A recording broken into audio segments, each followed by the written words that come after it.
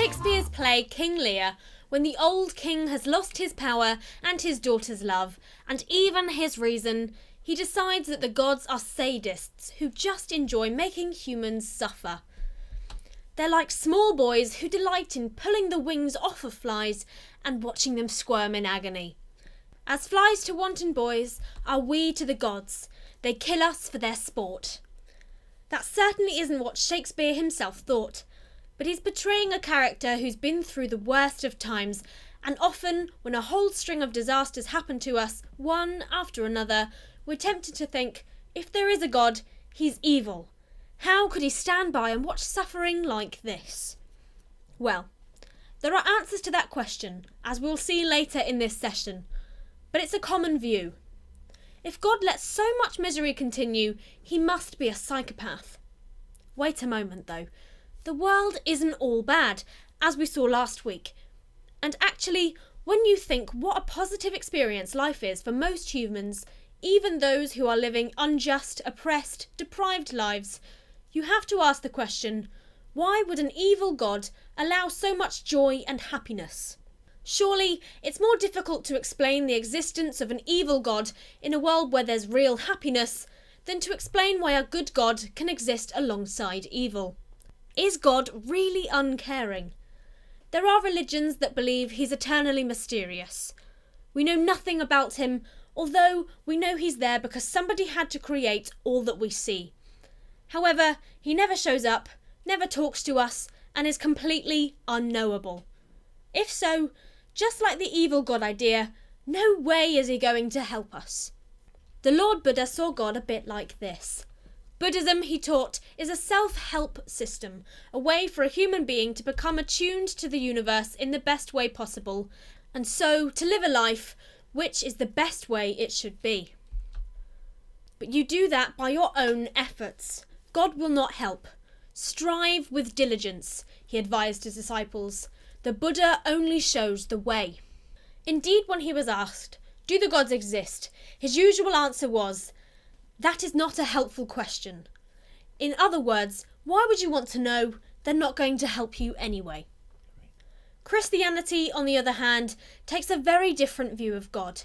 Yes, he's going to help you because he's entirely and utterly committed to this human project. We're not just guinea pigs in some random divine experiment. He made us in his image and loves us infinitely. He created us with pride, and if he seems a long way away from us, that's our fault, not his. Even when we turned our back on him, he didn't pull the plug on the project. We deserved nothing from him, yet he paid the ultimate price, his own son's death, so that we could be forgiven and come to know him again. And so, now he holds out to us the greatest offer in history, that we can be forgiven, washed clean, given a place in his family, just like the prodigal son coming home and being accepted back without a second's delay. Mind you, the Bible also claims that God cares for those who don't know him too. We can see his work around us in all the good things that life brings.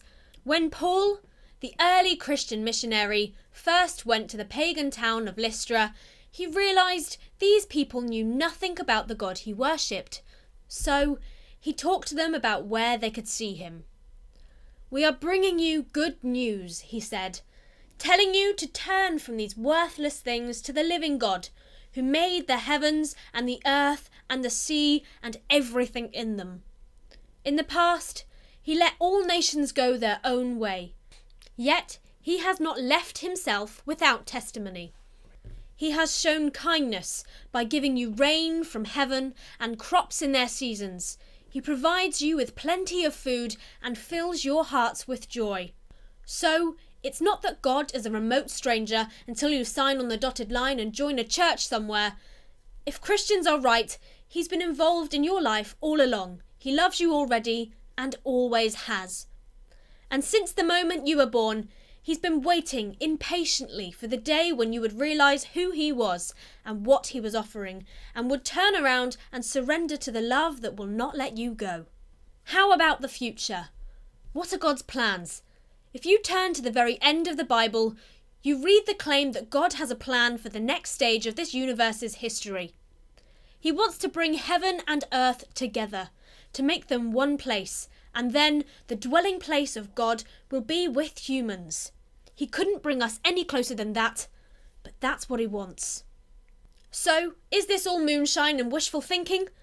Or if you think that God is remote, incomprehensible, and dangerous, might you just be missing out on something very important?